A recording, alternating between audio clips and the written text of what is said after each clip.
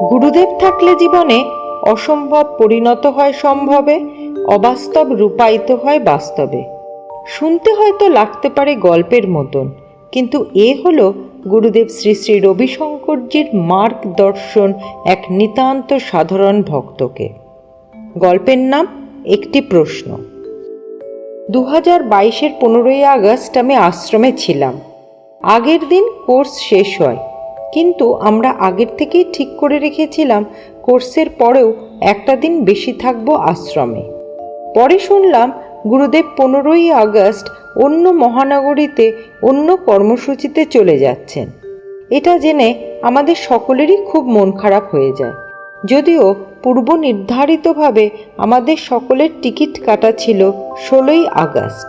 তাহলে কি করে কাটাবো 15ই আগস্ট দিনটি? তাই ঠিক করলাম ব্যাঙ্গালোরে আমার যে ভাই থাকে তার কাছেই কাটাবো ওই দিনটি। ভাইকে ফোন করলাম। ভাই বলল 15ই আগস্ট ও আসবে আশ্রমে আমাকে নিতে। 2022-এর 15ই আগস্ট পড়েছিল সোমবার। গুরুদেব আশ্রম থেকে রওনা হওয়ার আগে যে রুদ্রাভিষেক পুজো করবেন সেটা আগে থেকেই নির্দিষ্ট ছিল। এই সুযোগ কোনোভাবেই মিস করা যায় না দেখে ভাইকে একটু বেলা করেই আসতে বলেছিলাম। সকালে ঘুম থেকে উঠে সেই মতন তড়িঘড়ি করে বাক্স পাটেরা সব গুছিয়ে যখন স্নান করতে যাচ্ছি, হঠাৎ করে খেয়াল করলাম বুকের ভিতর কিরম যেন একটা শিহরণ। প্রথমে ভাবলাম শরীরটা খারাপ হলো নাকি, হার্ট অ্যাটাক নয় তো। তারপর আরও একটু খেয়াল করতে বুঝলাম এটা তো শরীর খারাপ নয়, কারণ হৃদয়ের সঙ্গে সঙ্গে কণ্ঠেও কি যেন একটা দলা পাকিয়ে পাকিয়ে উঠছে। আমি খুব অবাক হলাম। আমি মনে মনেই গুরুদেবকে বললাম, তুমি আমার কে হও? আমি আমার ছোট্ট বাচ্চা মেয়েকে কলকাতাতে একা ফেলে রেখে এসেছি। আমার সংসার, আমার স্বামী, আমার বন্ধু বান্ধব, আমার আত্মীয় পরিজন, আমার সব কাজ সব আমি ফেলে এসেছি তোমার কাছে। কই, তখন তো আমার বুকের মধ্যে এমন মোচড় দেয়নি, গলায় দলা পাকিয়ে কান্না আসেনি। আজ আশ্রম ছেড়ে চলে যাব তাই আমার এরকম হচ্ছে। তুমি কে হও আমার? বলো তো, কোন জন্ম থেকে তুমি আমার সঙ্গে রয়েছ? ব্যাস এইটুকুনই বলেছি মনে মনে। তারপর সব বন্ধুরা মিলে রেডি হয়ে অন্নপূর্ণাতে গিয়ে ওখানে ব্রেকফাস্ট করে গাড়ি ধরে যেখানে যজ্ঞ হচ্ছে গুরুদেবের সেইখানে এসে পৌঁছালাম।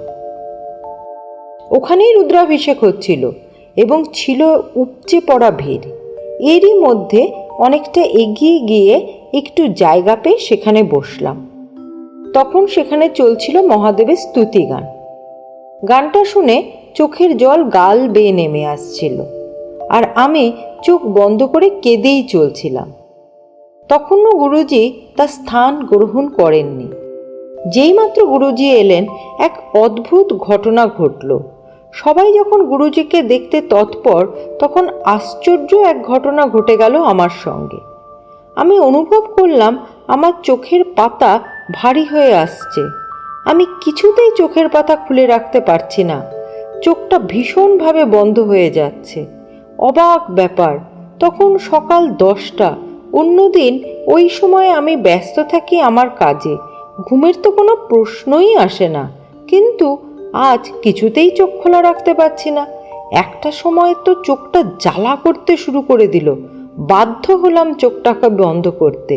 তারপর যা দেখলাম তা সত্য না স্বপ্ন কিছুই বুঝে পেলাম না। আমি দেখলাম আমি অমরনাথের গুহার সামনে দাঁড়িয়ে আছি। একটা লাইন দিয়ে সব লোকজন ঢুকছে, আমিও বসে আছি সেখানে। আমার সঙ্গে আছে আমার পরিবার, কিন্তু সেই পরিবারের কাউকেই আমি চিনি না, একমাত্র আমার গুরুজি ছাড়া। গুরুজি আমার সঙ্গে কথা বলছেন, এও বলছেন এই লাইনটা এভাবে যাবে, তারপরে আমরা এভাবে যাব, তুমি চিন্তা করো না, এরপর দর্শন হবে।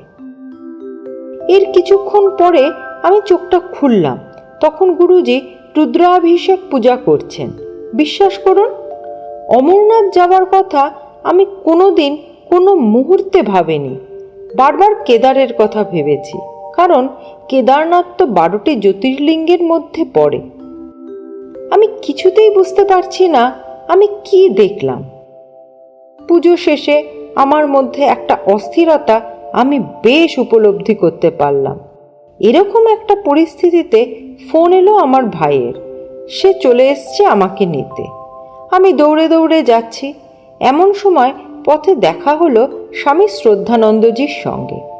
আমি বললাম, স্বামীজি, আপনার সঙ্গে আমার ভীষণ জরুরি কথা আছে। স্বামীজিও খুব ব্যস্ত। উনি বললেন আমাকে হোয়াটসঅ্যাপ করে দাও, আমি ফোনে কথা বলে নেব তোমার সঙ্গে। আমি গাড়িতে উঠে প্রথম যে কাজটি করলাম তাতে স্বামীজিকে বিস্তারিত সব জানালাম হোয়াটসঅ্যাপে লিখে। এর কিছুক্ষণ পর স্বামীজির উত্তর এলো। উনি বললেন, তুমি কি কিছু প্রশ্ন করেছিলে গুরুজিকে? গুরুজি তোমাকে দেখিয়ে দিলেন শুধু এ জন্ম নয়, বহু জন্ম ধরেই গুরুজি আছেন তোমার সঙ্গে। আমি জানি না, আমি সত্যিই জানি না আমি কি করে একে বর্ণনা করব। আমি কোনোদিন এটা ভুলবো না যে আমার মতন এক সাধারণ মেয়ে, যে কেউ না কিছু না, তারও মনের প্রশ্নকে গুরুজি উত্তর দেন। অনেক অনেক বড় বড় ভক্ত গুরুজির আছেন, কিন্তু উনি এমন কৃপাময় যে আমার মতন মেয়েকেও উনি কৃপা করেছেন। আমি কৃতজ্ঞ আমি এ জন্মে গুরু পেয়েছি। এ জীবনে যদি আমি অনেক অনেক অর্থ, যশ, খ্যাতি পেতাম, কিন্তু যদি আমার গুরু না থাকতো তাহলে আমার জীবনটাই যে শূন্য হয়ে যেত।